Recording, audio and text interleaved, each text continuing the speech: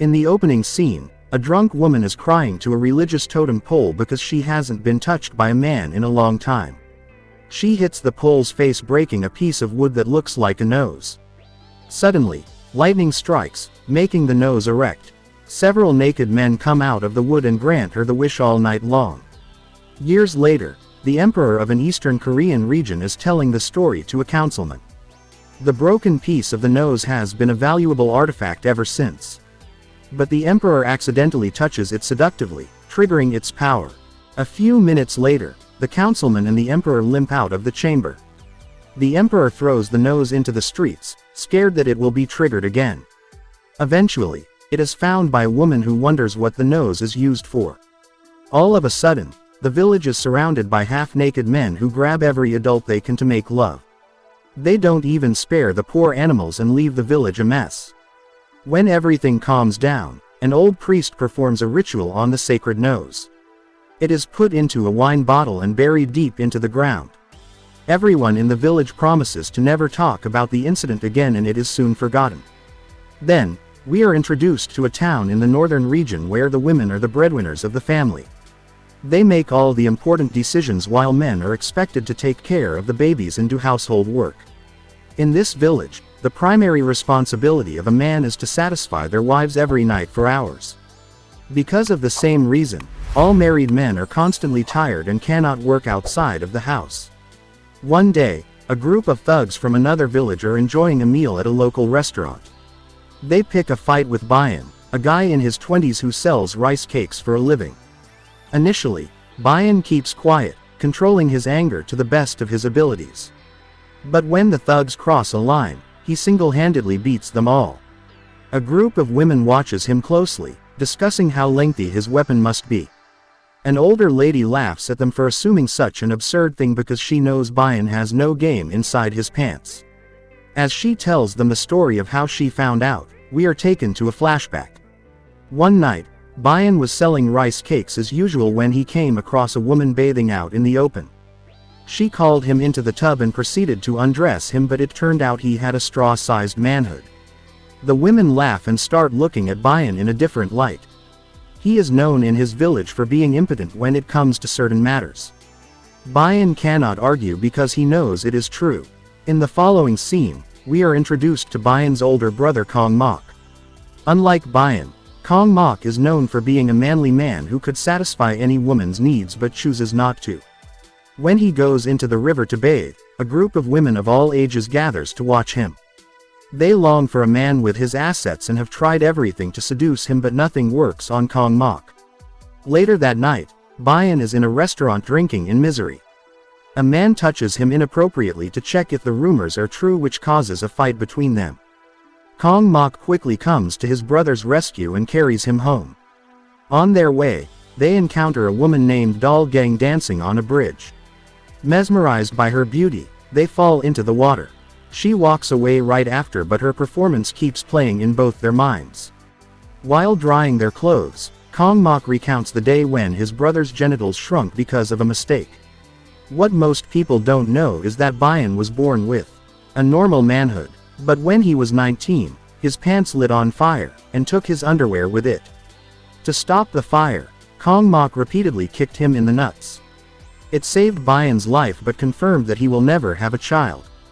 The brothers' relationship hasn't been the same since the incident, but no matter how much they fight, at the end of the day, they always have each other's back. The next day, Bayan overhears a bunch of guys talking about Dal Gang. She just moved to the village but has managed to catch everyone's attention. Rumor has it that she bathes in the river every night at 8 p.m. The group decides to watch her later that day. Bayan also joins them and is made fun of since he can watch beautiful girls all day long but cannot do anything about it. Soon, Dal Gang arrives and blows them away with her beauty. She accidentally loses her sandal in the water and the men jump hoping to be the one to help her. At last, she gets the sandal herself and walks away. The next morning, Dal Gang wakes up to a box of food outside her hut. She devours it, thankful to whoever kept it there. Later that day, she catches Bayan placing a similar box with flowers in front of the hut. Dal Gang decides to take an early swim today and is spotted by another group of perverted men. They cannot get their eyes off her body but are soon caught by their wives. Instead of talking to their husbands, the women attack Dal Gang for trying to seduce married men. Kong Mok, who is cutting wood nearby, sees this and runs to save her from the lunatics. After everything calms down, they make friends with each other and share a brief conversation. Later at night, Kong Mok tells his brother to start preparing for a wedding because he has found a wife for himself. The wife turns out to be none other than Dal Gang. Heartbroken by the news, Bayan storms away. He goes to the bridge and drowns in his thoughts. Somewhere nearby, the old priest and his disciple are trapped in a net set of wild animals. They have been tangled for hours and need immediate help. Bayan hears them and saves their lives. The priest listens to Bayan's concerns and suggests a way he can reverse his impotence and become the best woman pleaser in the entire country. Bayan is asked to drink only one sip of wine from the bottle that was buried with the sacred nose long ago. The priest continues explaining the consequences of drinking more than a sip, but Bayan is no longer interested. He digs the wine out of the ground, finishes the entire bottle, and passes out drunk for more than a day. When he wakes up again, even little insects and wild mushrooms are attracted to his crotch. On his way home, he finds out every man in the village has been drafted to war, but he missed the draft since he was drunk. Because of this, he is the only man left in the village. In Kong Mok's absence, he is to take care of the house, the business, and most importantly, Kong Mok's wife. At night, Bayan cooks food for his sister-in-law and accidentally walks into her sleeping in an erotic position. Because of his newly repaired genitals, he has a hard time controlling himself. To get rid of the sex drive, he chops wood the entire night and drinks upon dry. As expected, he has to pee after drinking so much water, which is when he finds out his new manhood is basically a water hose. At the same time, the princess and her guards are passing by the jungle below the hill. Chaos ensues when a wildfire spreads and people start to run. But they are ultimately saved when Bayan puts out the fire by urinating from the top of the hill. Not just that, but at one point, he urinates on the sun and dims its light for a second. The women in the village are sick of spending their nights alone because of their husband's absence. Hence, on hearing news about the new and powerful manhood, they all grow excited. A barwoman who saw the water hose action tells everyone else about it using a fish as an example. But the women will only believe it when they see Bayan's equipment with their own eyes. At night, they gather outside his house and spy on him. The man seems to be juggling a piece of cloth, but both his hands are by his side and his legs don't leave the ground. The group's suspicion is proven to be true when Bayan turns around displaying himself in all his glory. The next time Bayan goes out to sell the rice cakes, he encounters several women trying to seduce him. Some are more subtle while others flash him directly. Still, Bayan keeps his stance and controls himself. One night, the barwoman loses her patience and breaks into his house, determined to make love to him. Bayan senses her attraction and claims that she cannot handle him. In retaliation, the barwoman laughs because she has been with more men than there is hair in his head.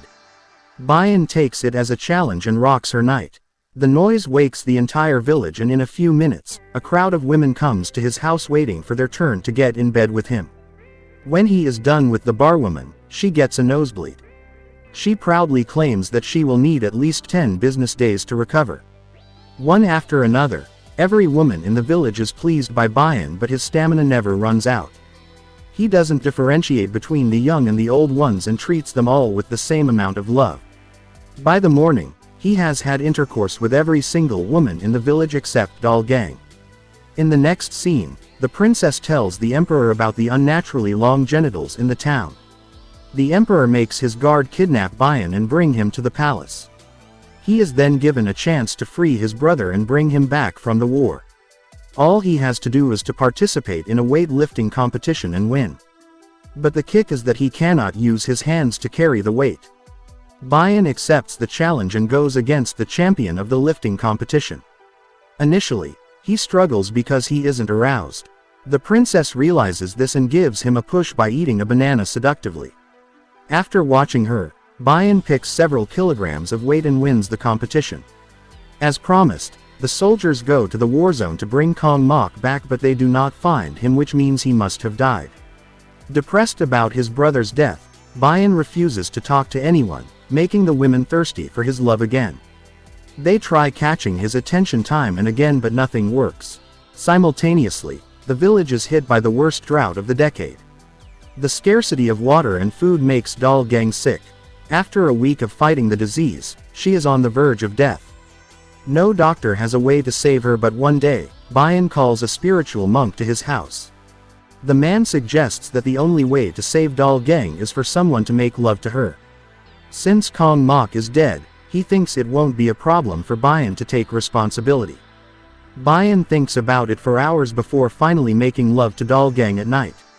Like the monk had predicted, she feels a lot better the next day. The old priest and the emperor are worried about the drought that is starting to kill people from starvation.